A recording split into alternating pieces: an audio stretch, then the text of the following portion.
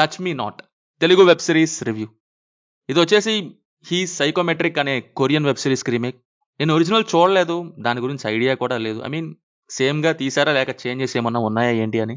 Touch me not విషయానికి వస్తే వీళ్ళు కరెక్ట్గానే చెప్పారు నన్ను ముట్టుకోవద్దని. నాకే దోల ఎక్కువ కదా, ముట్టుకుంటే ఏమైద్దని ముట్టుకున్నా, మటాష్ అయిపోయా. జాన్రా వచ్చేసి ఒక స్పెషల్ ఎబిలిటీ సూపర్ పవర్తో నడిచే క్రైమ్ ఇన్వెస్టిగేషన్ థ్రిల్లర్. బట్ సిరీస్లో ఆ ఎబిలిటీ పవర్ ఉందనే తప్ప ఇన్వెస్టిగేషన్ లేదు. ఇంకా థ్రిల్ గురించి అయితే అస్సలు అడగద్దు. కొన్ని చోట్ల అయితే థ్రిల్ అవ్వటం కాదు, మైండ్ మడతెట్టేసేలాగా ఉంటాయి. అంటే ఇంపార్టెంట్ థింగ్స్ అన్ని మేకర్ స్కిప్ బటన్ నొక్కేసుకుంటూ వెళ్ళిపోయారు ఏంటి అనిపించింది. ముందుగా ప్లాట్ ఏంటంటే 2009లో ఒక గేటెడ్ కమ్యూనిటీలో బిల్డింగ్లో ఫైర్ అవ్వటం వల్ల ఒక ప్రమాదం జరిగిద్ది. ఆ ఇన్సిడెంట్ ముగ్గురి లైఫ్స్నే మార్చేసిద్ది. మళ్ళీ 2019లో ఒక హాస్పిటల్లో ఫైర్ యాక్సిడెంట్ జరిగిద్ది. అంటే సిరీస్ వైజ్ ప్రజెంట్లో జరిగిద్ది అది.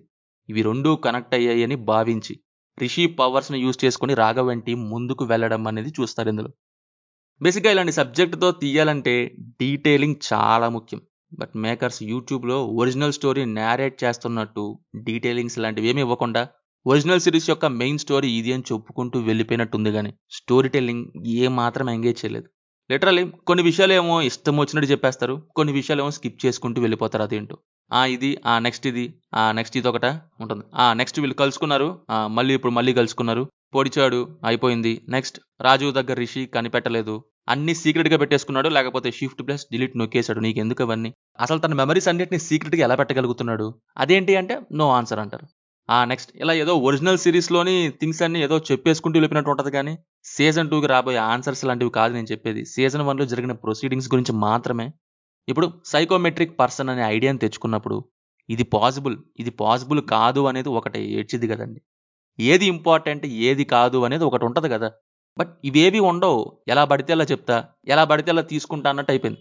క్లియర్గా చెప్పాలంటే ఇల్లాజికల్ రైటింగే కుప్పలుగా ఉంటుంది ఈ సిరీస్లో. ఒక సరైన డీటెయిలింగ్ ఏమి ఉండదు.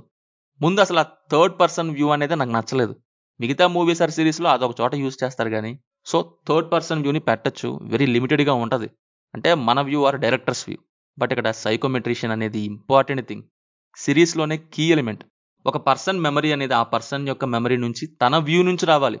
బట్ అదేంటో సిరీస్ అంతా థర్డ్ పర్సన్ వ్యూ నుంచి వేసేస్తారు. అలాగే రిషి ముట్టుకుంటే దేనికి పాసిబుల్ దేనికి కాదు అనేది క్లారిటీ లేదు. అంటే ఇప్పుడు హ్యూమన్స్ అంటారు, ఆబ్జెక్ట్స్ అని అంటారు, మళ్ళీ అన్నిటికీ కాదు కొన్నిటికీ అంటారు.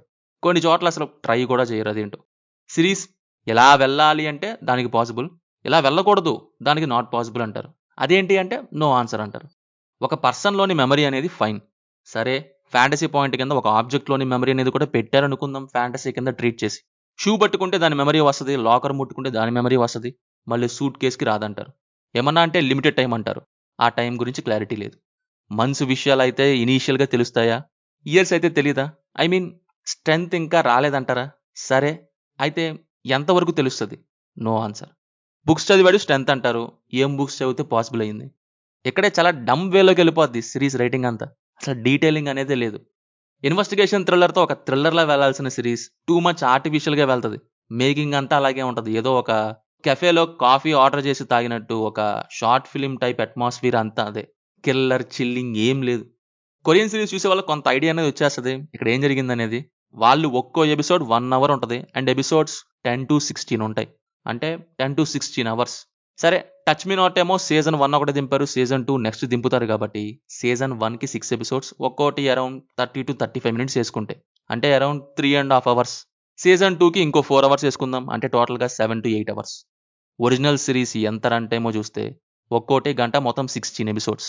అంటే 16 గంటలు పట్టేదాన్ని సగం చేసి 8 గంటలు తగ్గించేశారు.